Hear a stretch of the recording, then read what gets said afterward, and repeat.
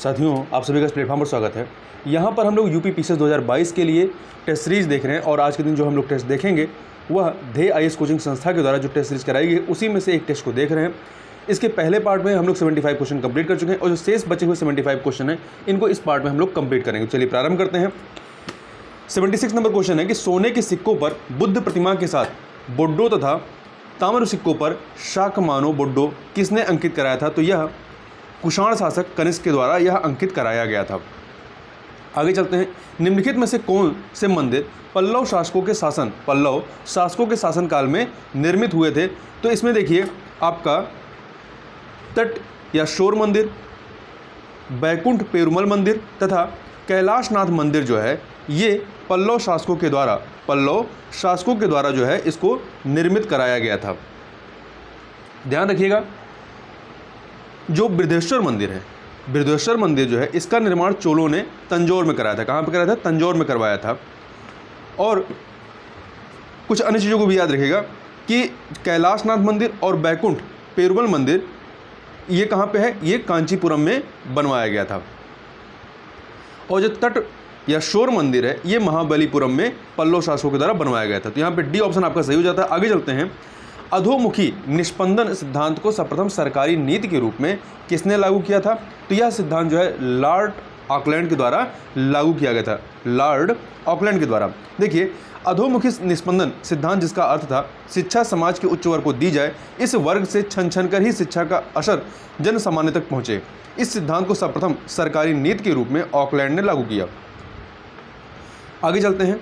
हुमायूं तथा अफगानों के मध्य लड़े गए निम्नलिखित युद्धों का सही क्रम क्या है? मतलब कूट के माध्यम से हमें बताना है कि सही क्रम इनका क्या है।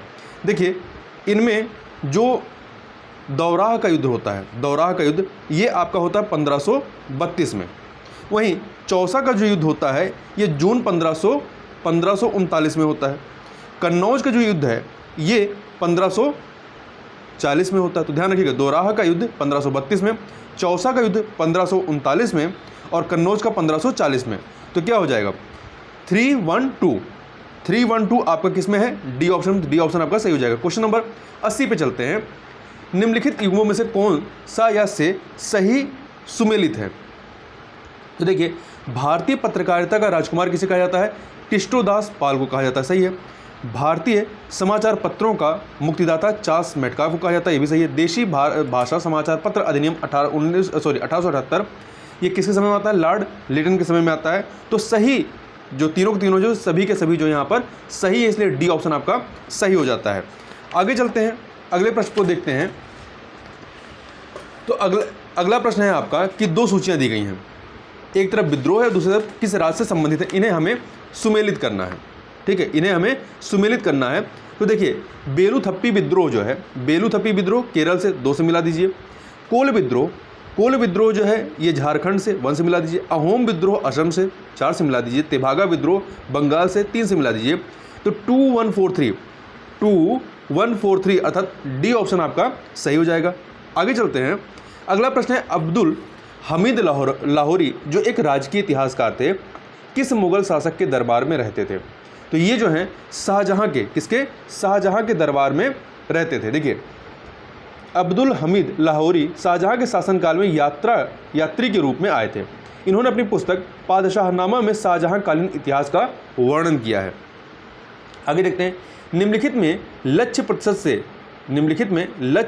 से अधिक वृद्धि दर प्राप्त करने वाली पंचवर्षीय योजना कौन सी रही है? तो 7वीं पंचवर्षीय योजना थी। इसका जो टारगेट था वो 5% की वृद्धि दर थी, परंतु इसने जो है 6% की वृद्धि दर प्राप्त की थी। आगे देखते हैं। भारत समावेशी नवाचार कोष की स्थापना की गई, कब की गई थी? तो इसकी स्थापना जो है वर्ष 2004 में की गई थी। भारत समावेशी नवाचार कोष, इंडिया इंक्लूसिव इनोवेशन फंड की स्थापना 27 जनवरी 2014 को की गई थी। यह भारतीय नवाचार परिषद और MSME सूक्ष्म लघु और मध्यम उद्यम मंत्रालय द्वारा संयुक्त रूप से स्थापित किया गया था। इस कोष की आरंभिक पूंजी 500 करोड़ रुपए थी। आगे चलते हैं, क्वेश्चन नंबर 85 को देखते हैं। निम्नलिखित कथनों पर विचार करना है और कूट की सहायता से सत्य कथन या कथनों का चयन करना है इन 3 कथनों में से। तो देखिए, पहला है भारत में निर्धनता की माप करने के लिए निरपेक्ष प्रतिमान प्रयोग किया जाता है, सही है। दूसरा, न्यूनतम निर्धारित उपभोग व्यय से कम व्यय करने वाले, न्यूनतम निर्धारित उपभोग व्यय से कम व्यय करने वाले व्यक्तियों को गरीबी रेखा से नीचे रखा जाता है। ये भी सही है। इस विधि द्वारा निर्धारित निर्धनता की माप की विधि हेड काउंट रेशियो कही जाती है। ये तीनों के तीनों ही जो है आपके कथन सही हैं। तो डी ऑप्शन हो जाएगा। देखिए, गरीबी मापन का निरपेक्ष प्रतिमान एक न्यूनतम आय अथवा उपभोग स्तर पर आधारित है। इस प्रतिमान का निर्धारण करते समय मनुष्य की पोषक आवश्यकताओं तथा अनिवार्यताओं के आधार पर आय अथवा उपभोग व्यय के न्यूनतम स्तर को ज्ञात किया जाता है। इस प्रतिमान का सर्वप्रथम प्रयोग FAO के प्रथम महानिदेशक FAO के प्रथम महानिदेशक जॉन बॉयड आर ने सन 1945 में किया था। आगे चलते हैं। क्वेश्चन नंबर 86 पे दो सूचियां दी गई हैं, योजना और उसका आरंभ वर्ष। इसे हमें सुमेलित करना है। देखिए, अन्नपूर्णा योजना जो है सन 2000 में प्रारंभ किया गया था, 3 से मिला दीजिए। राष्ट्रीय काम के बदले अनाज कार्यक्रम ये 2004 में प्रारंभ किया गया था, 1 से मिला दीजिए। प्रधानमंत्री कुसुम योजना 19 फरवरी 2019 को 2 से मिला दीजिए। निर्वीक योजना 14 सितंबर 2019 को 4 से मिला दीजिए। देखिए, अन्नपूर्णा योजना आपका सन 2000 का है, राष्ट्रीय काम के बदले अनाज कार्यक्रम 2004 का है, प्रधानमंत्री कुसुम योजना 19 फरवरी 2019 का है, निर्वीक योजना 14 सितंबर 2019 का है। तो 3124 अर्थात आपका बी ऑप्शन जो है यहाँ पर सही हो जाता है। आगे चलते हैं अगले प्रश्न पर। क्वेश्चन नंबर 87, बाजार आधारित पूर्ण रोजगार की स्थिति में भी कौन सी बेरोजगारी अर्थव्यवस्था में विद्यमान रहती है? तो कौन सी रहती है? घर्षणात्मक जो बेरोजगारी है ये विद्यमान रहती है। बाजार की दशाओं में परिवर्तन अर्थात मांग एवं पूर्ति की शक्तियों में परिवर्तन होने से उत्पन्न बेरोजगारी जो है वो घर्षणात्मक फ्रिक्शनल अनएम्प्लॉयमेंट कहलाती है। यह पूर्ण रोजगार की स्थिति में भी अर्थव्यवस्था में विद्यमान रहती है। आगे चलते हैं। भारत में औद्योगिक विकास हेतु संयुक्त क्षेत्र का विचार किस औद्योगिक नीति प्रस्ताव में रखा गया था? तो यह जो है भारतीय औद्योगिक नीति 1956 में रखा गया था। 1956 की औद्योगिक नीति में यह प्रावधान रखा गया था, यह संयुक्त क्षेत्र का विचार रखा गया था। तो बी ऑप्शन आपका हो गया। क्वेश्चन नंबर 89 को देखते हैं। देखिए, निम्नलिखित पर विचार कीजिए और देश की वृद्धि में कौन सा से आर्थिक तत्व हैं या है। ये जो 4 तत्व दिए गए हैं। तो देखिए, इसमें आपका पूंजी निर्माण, संगठन, तकनीक व नवाचार, ठीक है, ये इसमें शामिल है। ये आर्थिक तत्व की बात कर रहा है। देखिए, 2 प्रकार के तत्व होंगे, एक आर्थिक होगा, एक अनार्थिक होगा। तो आर्थिक में आपका पूंजी निर्माण हो गया, संगठन हो गया, तकनीकी व नवाचार हो गया। तो 1 3 4। जबकि जो वैज्ञानिक घटक है, वैज्ञानिक घटक हो गया, सामाजिक घटक है, धार्मिक घटक, राजनीतिक घटक, अंतर्राष्ट्रीय घटक, ये सभी अनार्थिक तत्व हैं, अनार्थिक नॉन इकोनॉमिक एलिमेंट है। जबकि आर्थिक तत्व में प्राकृतिक साधन, श्रम शक्ति व जनसंख्या, पूंजी निर्माण, तकनीकी तथा नवाचार, पूंजी उत्पाद अनुपात, संगठन इत्यादि आते हैं। आगे चलते हैं। स्थापना वर्ष के अनुसार निम्न को बढ़ते हुए क्रम में व्यवस्थित कीजिए। निम्न को व्यवस्थित करना है बढ़ते हुए क्रम में। तो देखिए, UTI अर्थात भारतीय यूनिट ट्रस्ट, इसकी स्थापना फरवरी 1964 में होती है, 1964 में, फरवरी 1964 में। और इसके बाद आप देखिए IDBI अर्थात भारतीय औद्योगिक विकास बैंक की स्थापना जुलाई 1964 में होती है। तो 1 के बाद आपका 3 आ जाएगा। इसके बाद देखिए क्षेत्रीय ग्रामीण बैंक, इसकी स्थापना 1975 में होती है, 1975 में। जबकि इरडा की स्थापना अप्रैल 2000 में होती है। ठीक है, तो UTI भारतीय यूनिट ट्रस्ट फरवरी 1964, IDBI भारतीय औद्योगिक विकास बैंक जुलाई 1964, क्षेत्रीय ग्रामीण बैंक 1975, इरडा अप्रैल 2000 में। तो इस प्रकार से 1 3 2 4 अर्थात सी ऑप्शन आपका यहाँ पर सही हो जाता है। आगे चलते हैं, आगे देखते हैं निम्नलिखित में से कौन सा या से असमानता घटाने का उपाय है या है। ये जो 4 उपाय दिए गए हैं इनमें से, तो देखिए असमानता घटाने का कौन से उपाय हैं। अर्थव्यवस्था का उदारीकरण ये नहीं है, भूमि सुधार, करारोपण, न्यूनतम आवश्यकता कार्यक्रम, तो 2 3 4 ये इसमें शामिल हैं। ठीक है, अर्थव्यवस्था का उदारीकरण को छोड़ करके अन्य सभी जो है असमानता कम करने के उपाय हैं। अर्थव्यवस्था के उदारीकरण से असमानता बढ़ती है। ठीक है, आगे चलते हैं। अगला है एड्रागोगी क्या है? एड्रागोगी क्या है? तो यह प्रौढ़ शिक्षा से, ध्यान रखिएगा, महत्वपूर्ण है। एड्रागोगी जो है ये प्रौढ़ शिक्षा से संबंधित है। प्रौढ़ शिक्षा में उपयोग की जाने वाली विधियों और सिद्धांतों को यह संदर्भित करता है। आगे चलते हैं। भारत के क्रियाशील जोतों के औसत आकार की दृष्टि से सबसे बड़ा जोत आकार किस राज्य का है? तो यह जो है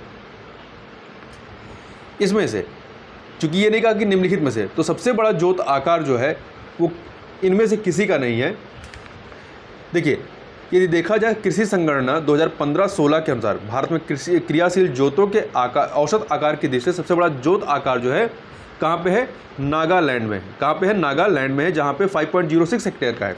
उसके पश्चात पंजाब आता है, फिर तीसरे पे अरुणाचल प्रदेश आता है एवं राजस्थान आता है। और न्यूनतम औसत जोत का आकार कहाँ पे सबसे है? न्यूनतम जो है वो केरल में है। ठीक है, तो इसमें से डी ऑप्शन आपका सही हो जाएगा। अगला प्रश्न देखते हैं।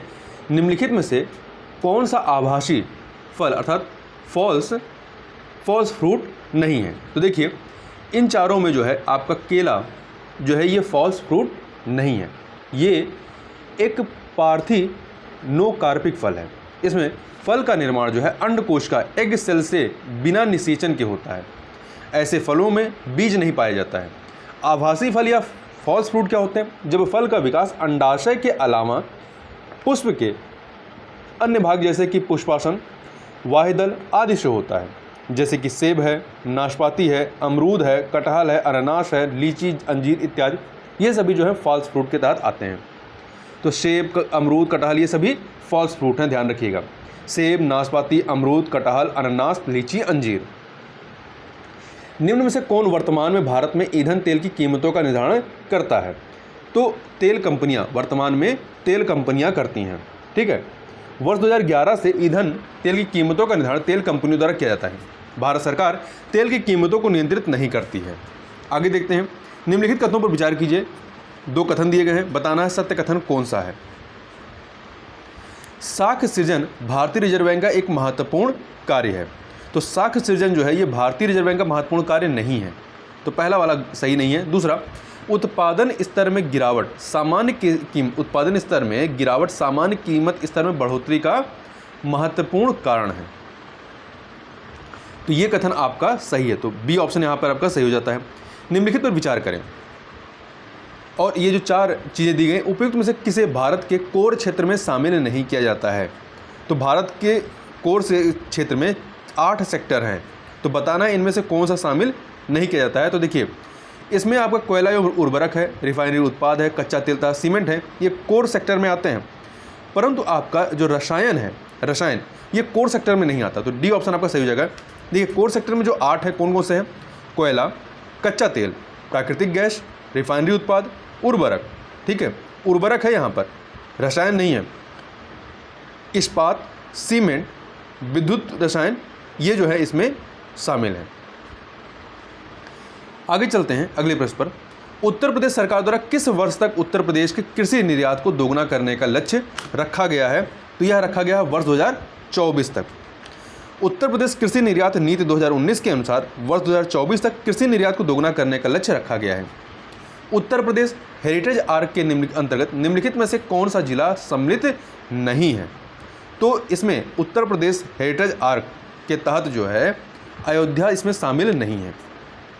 देखिए, उत्तर प्रदेश पर्यटन नीति 2016 के अंतर्गत हेरिटेज आर्क स्थल घोषित किए गए, जिनमें आगरा, लखनऊ, वाराणसी, तो ध्यान रखिएगा, इसमें आगरा, लखनऊ, वाराणसी शामिल है। परिक्षेत्र शामिल है। सांस्कृतिक महत्व के इन स्थलों का अवसंरचनात्मक विकास कर अधिक से अधिक पर्यटकों को आकर्षित करना प्रदेश सरकार का लक्ष्य है। तो ध्यान रखिएगा, उत्तर प्रदेश हेरिटेज आर्क में आगरा, लखनऊ, वाराणसी शामिल हैं। उत्तर प्रदेश से कितने जिलों की सीमा पड़ोसी देश नेपाल से मिलती है? तो कितने जिलों की सीमा मिलती है? 7 जिलों की सीमा। कितने? 7 जिलों की। अब ये 7 जिले कौन से हैं इसके नाम याद रखिएगा, मैप में देख के एक बार। पीलीभीत, लखीमपुर खीरी, बहराइच, श्रावस्ती, बलरामपुर, सिद्धार्थनगर, महाराजगंज, ये 7 जिले हैं। आगे चलते हैं क्वेश्चन नंबर 101 पर। क्वेश्चन नंबर 101 देखते हैं, उत्तर प्रदेश का राष्ट्रीय राजधानी क्षेत्र में सम्मिलित जिला कौन सा नहीं है? तो देखिए, उत्तर प्रदेश राष्ट्रीय राजधानी क्षेत्र में 8 जिले सम्मिलित हैं। कितने? 8 जिले सम्मिलित हैं, परंतु उसमें आपका सहारनपुर सम्मिलित नहीं है। कौन कौन सा शामिल है? तो ये 3 तो है ही, शामली, बागपत, हापुड़ तो है ही हैं। गाजियाबाद, मेरठ, गौतम बुद्ध नगर, बुलंदशहर, मुजफ्फरनगर, ये भी शामिल है। कुल आपके 8 जिले हैं, तो ध्यान रखिएगा नाम, गाजियाबाद, हापुड़, मेरठ, गौतम बुद्ध नगर, बुलंदशहर, मुजफ्फरनगर, शामली एवं बागपत। कोपेन के अनुसार उत्तर प्रदेश का जलवायु प्रकार क्या है? CWG है। क्या है? CWG है।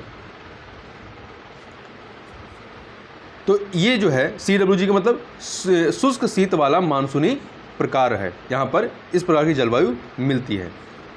देखिए AW जो होता है ये उष्णकटिबंधीय समाना जलवायु। AS जो होता है शुष्क ग्रीष्म ऋतु वाली आर्द्र शीत मानसूनी जलवायु। AMW ये जो होता है लघु शुष्क ऋतु वाली मानसूनी जलवायु। उत्तर प्रदेश में न्यूनतम ग्रामीण जनसंख्या निवास करती है, न्यूनतम ग्रामीण जनसंख्या गौतम बुद्ध नगर में निवास करती है और सर्वाधिक ग्रामीण जनसंख्या प्रयागराज अर्थात इलाहाबाद में निवास करती है। उत्तर प्रदेश का पोनराई क्षेत्र जो है, सोनराई क्षेत्र तांबा उत्पादन हेतु प्रसिद्ध है। यह किस जिले में स्थित है? तो यह जो सोनराई क्षेत्र है ये आपका ललितपुर जिले में स्थित है। कहाँ पर? ललितपुर जिले में। उत्तर प्रदेश में चुर्क एवं डाला प्रसिद्ध हैं किसके लिए? तो ये जो है सीमेंट उद्योग हेतु प्रसिद्ध हैं। अगला प्रश्न है, 2 सूचियाँ दी गई हैं, इन्हें हमें सम्मिलित करना है। एक तरफ पश्चिम बिहार और किस जिले में ये दिया गया है? तो देखिए सांडी पश्चिम बिहार ये हरदोई में है, तो 1 से मिला दीजिए। रानीपुर वन्य जीव विहार चित्रकूट में 2 से मिला दीजिए। शमसपुर पश्चिम बिहार रायबरेली 4 से मिला दीजिए। चंद्रप्रभा वन्य जीव अभ्यारण्य चंदौली 3 से मिला दीजिए। तो देखिए सांडी पश्चिम बिहार हरदोई, रानीपुर वन्य जीव विहार चित्रकूट, समसपुर पश्चिम बिहार रायबरेली, चंद्रप्रभा वन्य जीव अभ्यारण्य चंदौली। तो 1 2 4 3 अर्थात आपका डी ऑप्शन यहाँ पर सही हो जाएगा। आगे चलते हैं अगले प्रश्न पर। अख्तरपिया के उपनाम से निम्न में से कौन ठुमरी की रचनाएं करता था? तो अख्तरपिया के उपनाम से नवाब वाजिद अली शाह ठुमरियों की रचना करते थे। ठीक है, तो यहाँ पर बी ऑप्शन सही हो जाएगा। देखिए बिंदादीन महाराज एक कथक नर्तक थे, इनका उपनाम सनद पिया था। ठीक है, क्या था? इनका नाम सनद पिया था। आगे देखते हैं, श्रेष्ठ संगीतज्ञ होने के कारण निम्न में से किसे कृष्ण की बंसी का अवतार माना जाता है? तो किसे माना जाता है? स्वामी हित हरिवंश को माना जाता है। हित हरिवंश जो है इन्होंने 84 पदों को 14 राग रागनियों में निबद्ध किया था। आगे चलते हैं, अगला है उत्तर प्रदेश में निम्न से किस स्थान पर कांग्रेस का कोई भी वार्षिक अधिवेशन नहीं हुआ है? तो देखिए इलाहाबाद में हुआ है, लखनऊ में हुआ, मेरठ में हुआ, परंतु आगरा में आप देखेंगे तो आगरा में नहीं हुआ है। भारतीय राष्ट्रीय कांग्रेस के उत्तर प्रदेश में 1947 तक, 19 आज़ादी के पहले तक कुल 9 अधिवेशन हुए थे। ठीक है, 3 अधिवेशन इलाहाबाद अर्थात प्रयागराज में 1888, 1892 और 1910 में हुए थे। 3 लखनऊ में हुए थे, 1899, 1916 और 1936। बनारस में आपका 1905 में होता है, कानपुर में 1925 में, मेरठ में 1946 में। तो उत्तर प्रदेश में 1947 तक कुल 9 अधिवेशन हुए थे, जिसमें से आगरा में एक भी नहीं हुआ था। भारत में स्थित निम्नलिखित झीलों में से कौन सी एक केरल में स्थित नहीं है? कौन सी केरल में स्थित नहीं है? तो कोलेरू झील ये आंध्र प्रदेश में स्थित है, जबकि अन्य वेम्बनाड झील, पेरियार झील, अष्टमुडी झील ये सभी केरल में स्थित हैं। आगे चलते हैं, निम्न पर विचार कीजिए। लोकगीत और क्षेत्र बताना है कि उपरोक्त में से कौन सा या से सही सुमेलित नहीं है। तो देखिए आपका सोहर एवं कजरी अवध में, बिरहा पूर्वांचल में, आल्हा जो है ये बुंदेलखंड क्षेत्र में।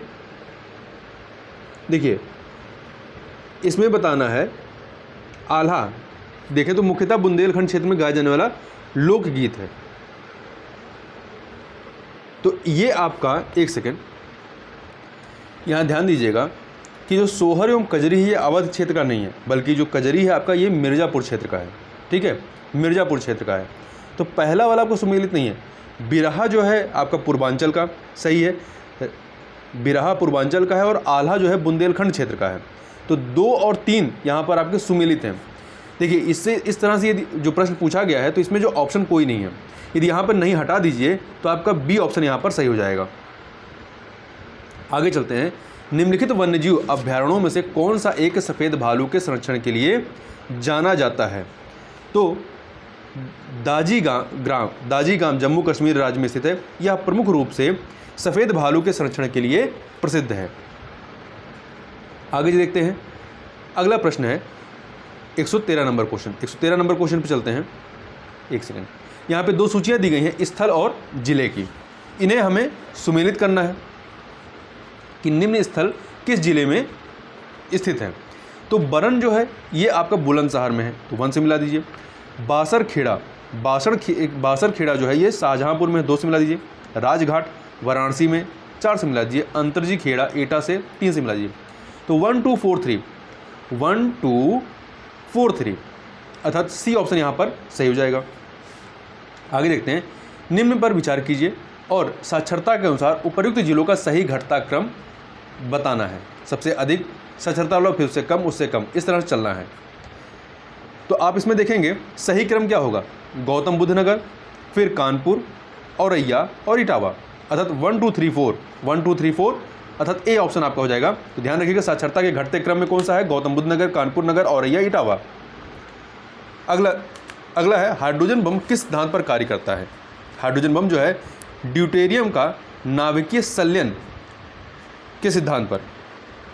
देखिए, हाइड्रोजन बम नाभिकीय संलयन की प्रक्रिया पर आधारित है। इसमें ड्यूटेरियम तथा ट्राइटियम के संलयन के अपार ऊर्जा मुक्त होती है। यह अनियंत्रित संलयन अभिक्रिया पर आधारित है। आगे देखते हैं। निम्नलिखित कथनों पर विचार कीजिए। कस्तूरी केवल नर मृग में पाई जाती है। कस्तूरी केवल, और इसमें हम बता रहे असत्य कथन या कथनों का चयन करना जो गलत है। कस्तूरी केवल नर मृग में पाई जाती है, सही बात है।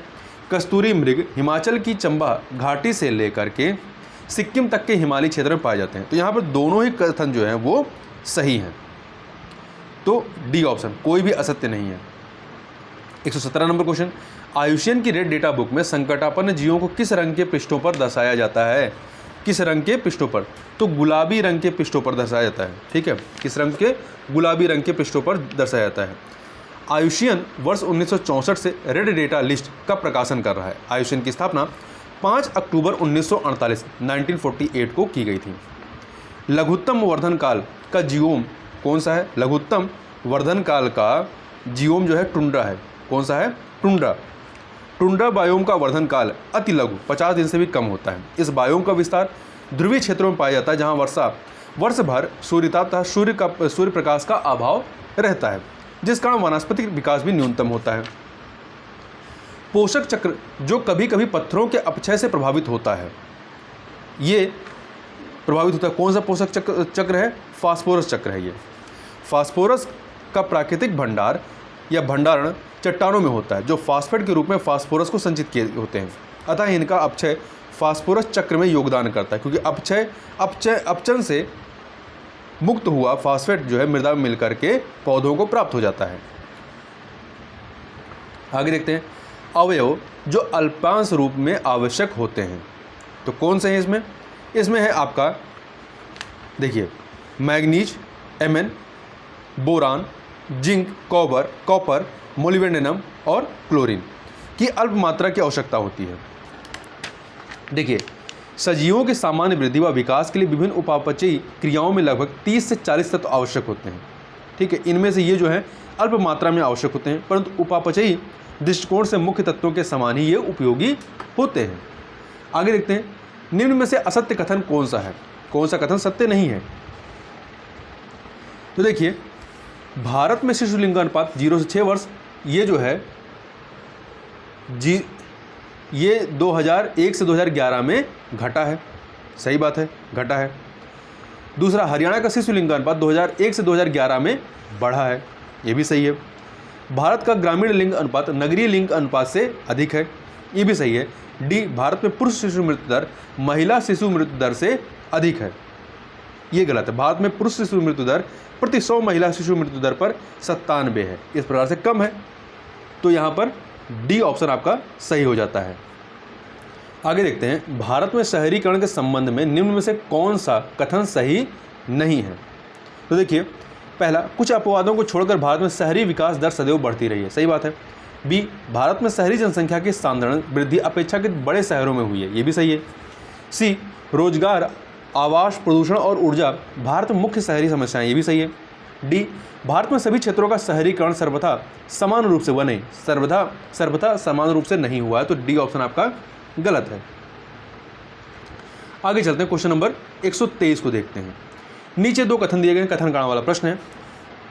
तो कथन है कि भारत में नगरीय गरीबी की जड़ें ग्रामीण क्षेत्रों में निहित है, सही बात है। कारण, ग्रामीण क्षेत्रों में शिक्षा का स्तर निम्न है, तो ये इसका बेसिक कारण है। तो कथन कारण सही है और इसकी व्याख्या भी हो रही है, तो ए ऑप्शन आपका सही हो जाएगा। आगे चलते हैं, निम्नलिखित युग्मों में से कौन सा एक सही सुमेलित नहीं है, कौन सा सही सुमेलित नहीं है। विश्व स्वास्थ्य दिवस 7 अप्रैल को, विश्व खाद्य दिवस 16 अक्टूबर को, विश्व मृदा दिवस 5 सितंबर को, 5 दिसंबर को, विश्व जैव ईंधन दिवस जो है ये 12 अगस्त नहीं बल्कि 8 अगस्त को मनाया जाता है। 8 अगस्त को, 12 अगस्त को विश्व हाथी दिवस मनाया जाता है। आगे चलते हैं, दो सूचियाँ दी गई हैं, इन्हें हमें सुमेलित करना है। चिपको आंदोलन से कौन संबंधित है, चंडी प्रसाद भट्ट, 3 से मिला दीजिए। ग्रीन बेल्ट आंदोलन से बंगारी मथाई, 1 से मिला दीजिए। अपिको आंदोलन से पांडुरंगा थे, 2 से मिला दीजिए। मॉन्ट्रियल प्रोटोकॉल ओजोन 6 से संबंधित है, 4 से मिला दीजिए। चिपको आंदोलन चंडी प्रसाद भट्ट, ग्रीन बेल्ट आंदोलन बंगारी मथाई, अपिको आंदोलन पांडुरंगा, मॉन्ट्रियल प्रोटोकॉल ओजोन 6, तो 3-1-2-4 अर्थात बी ऑप्शन आपका यहाँ पर सही हो जाता है। आगे चलते हैं, विश्व प्रतिस्पर्धात्मकता सूचकांक 2021 में ब्रिक्स राष्ट्रों में किस देश ने सबसे अच्छा प्रदर्शन किया। तो किसने किया है, इसमें सबसे अच्छा प्रदर्शन जो है चाइना ने किया है। देखिए, विश्व प्रतिस्पर्धात्मकता वर्ल्ड कॉम्पिटिटिवनेस इंडेक्स 2021 में 64 अर्थव्यवस्थाओं में भारत 43वें स्थान पर था, 43वें स्थान पर था। वहीं ब्रिक्स राष्ट्रों में चीन जो है 16वें स्थान पर, इसका प्रदर्शन सबसे अच्छा रहा है। तो भारत 43वें पे, रूस 45वें पे, ब्राज़ील 57वें पे और दक्षिण अफ्रीका 62 पे। तो दूसरे नंबर पे ब्रिक्स देशों में भारत की है। आगे चलते हैं, institute for economics and peace द्वारा जारी 15वें वैश्विक शांति सूचकांक में 163 स्वतंत्र राज्यों और क्षेत्रों में भारत किस स्थान पर है। तो भारत जो है ये 135वें स्थान पर, किस पर है, 135वें स्थान पर है।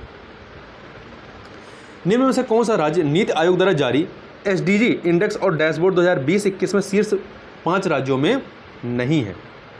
तो राजस्थान जो है इसमें शीर्ष 5 राज्यों में नहीं है।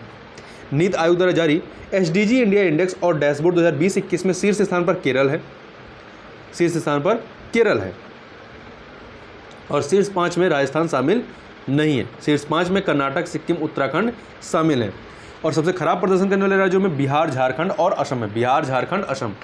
आगे चलते हैं, निम्नलिखित में से किसे जून 2021 में मंगोलिया के सर्वोच्च नागरिक सम्मान the order of polar star से सम्मानित किया गया है।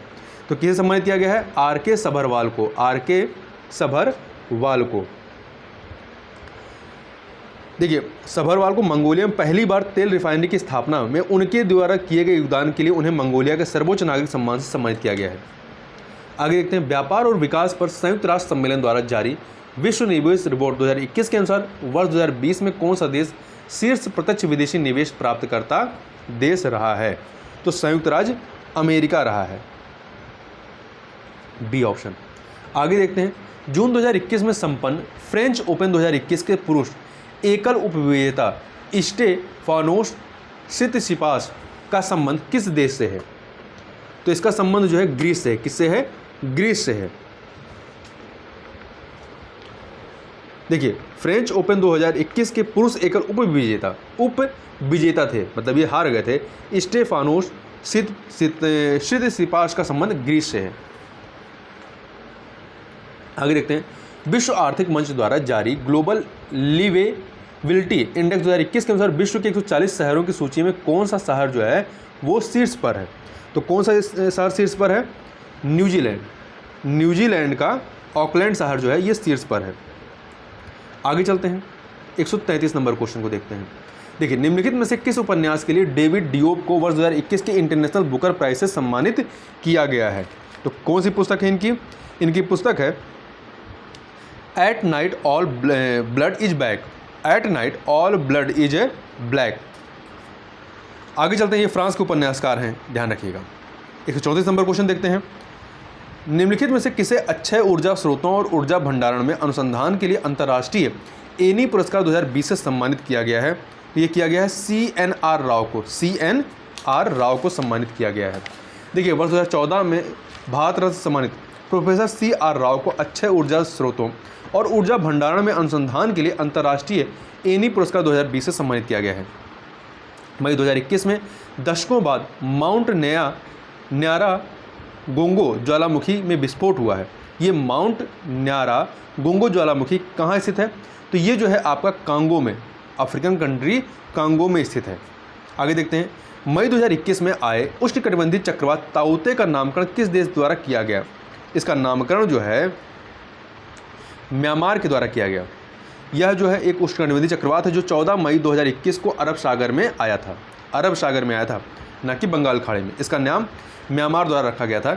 आगे चलते हैं, निम्नलिखित में से किसे वर्ष 2021 के लिए भारतीय चैम्बर ऑफ कॉमर्स द्वारा ग्रीन ऊर्जा अवार्ड से सम्मानित किया गया है? किसे किया गया है? इरिडा अर्थात Indian renewable energy development agency limited, IREDA को वर्ष 2021 के लिए सम्मानित किया गया है। A option. निम्नलिखित में से नेहरू, तिब्बत और चीन का लेखक कौन है? ये जो पुस्तक है इसके लेखक कौन है? अवतार सिंह भसीन है, Avtar Singh Bhasin, B option. 139 number question देखते हैं। निम्नलिखित में से किसे व्यक्तिगत श्रेणी में भारत जैव विविधता पुरस्कार 2021 से सम्मानित किया गया है? किसे व्यक्तिगत श्रेणी में भारत जैव विविधता पुरस्कार 2021 से सम्मानित किया गया है? तो साजी NM को, केरल के ट्यूबरमैन कहे जाने वाले साजी NM को व्यक्तिगत श्रेणी में भारत जैव विविधता पुरस्कार 2021 सम्मानित किया गया है। यह केरल के किसान हैं, इन्हें यह पुरस्कार पालतू प्रजातियों के संरक्षण के लिए दिया गया है। भारत का पहला कृषि निर्यात सुविधा केंद्र कहाँ स्थित है? तो ये जो है आपका पुणे में, महाराष्ट्र के पुणे में स्थित है। Maharashtra chamber of commerce, industries and agriculture ने national bank for agriculture and rural development अर्थात नाबार्ड के सहयोग से पुणे में भारत का पहला कृषि निर्यात सुविधा केंद्र शुरू किया है। निम्नलिखित में से अंतर्राष्ट्रीय जैव विविधता दिवस 2021 की थीम क्या थी? अंतर्राष्ट्रीय जैव विविधता दिवस प्रत्येक वर्ष 22 मई को मनाया जाता है और 2021 की थीम थी हम समाधान का हिस्सा हैं, हम समाधान का हिस्सा हैं, B are a part of the solution, B option आपका सही हो जाएगा। जुलाई 2021 में किस राज्य के भौगोलिक संकेत वर्ष 2008 भौगोलिक संकेत GI टैग प्राप्त राजा मिर्च का निर्यात लंदन को किया गया है? तो ये जो राजा मिर्च है ये कहाँ का है? नागालैंड का है, नागालैंड का। इसे जुलाई 2021 में कहाँ पे? लंदन को निर्यात किया गया है। आगे चलते हैं 143 नंबर क्वेश्चन। निम्न में से किसे जुलाई 2021 में यूनेस्को द्वारा भारत का 39वां विश्व धरोहर स्थल घोषित किया गया है? किसे किया गया है 39वां? तो रुद्रेश्वर मंदिर को किया गया है और 40वां जो है धौला बीरा है। आगे चलते हैं, ग्लोबल स्टार्टअप इकोसिस्टम इंडेक्स 2021 में कौन सा देश जो है शीर्ष स्थान पर है? तो संयुक्त राज्य अमेरिका जो है शीर्ष पर है, जबकि भारत तीसरे नंबर पर है। यहाँ थोड़ा सा ध्यान रखिएगा कि ये जो आपका रुद्रेश्वर मंदिर है ये तेलंगाना के वारंगल के पालपेट में स्थित है, इसे रमप्पा मंदिर भी कहते हैं। आगे चलते हैं 145 नंबर क्वेश्चन को देखते हैं।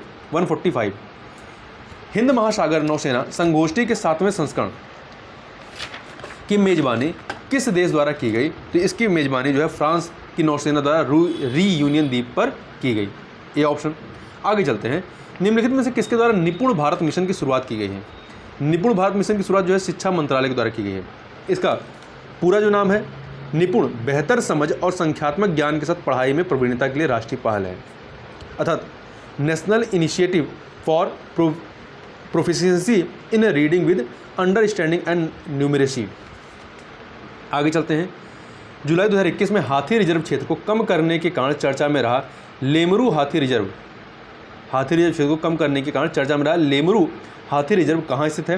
तो ये जो है छत्तीसगढ़ के कोरबा जिले में स्थित है, छत्तीसगढ़ के कोरबा जिले में, ए ऑप्शन।